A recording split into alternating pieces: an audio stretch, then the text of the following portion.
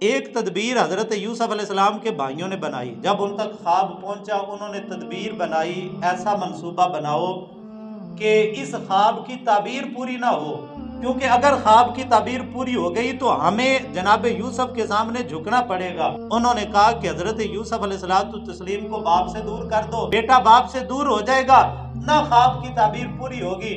قتل کا منصوبہ بھی بنایا اور پھر کنویں کے اندر ڈالنے کے منصوبے تک بات پہنچی اور انہوں نے بیچ بھی دیا۔ اگر وہ یہ منصوبہ نہ بناتے، یہ تدبیریں نہ کرتے اور حضرت یوسف علیہ السلام اپنے ابا جی کی گود میں رہتے تو مصر کی شاہی نہ ملتی۔ انہوں نے منصوبہ بنایا کہ خواب کی تعبیر پوری نہ ہو، لیکن رب منصوبہ بنا رہا تھا کہ اسی منصوبے کے ذریعے ہم نے خواب کی تعبیر کو پورا کرنا ہے۔ انسان لاکھ منصوبہ سازی کرے، وہ حدیث قدسی کا مفہوم ہے نا، انسان ایک تیری مرضی ہے ایک میری مرضی ہے، وہ ہوگا وہی جو میری مرضی ہے۔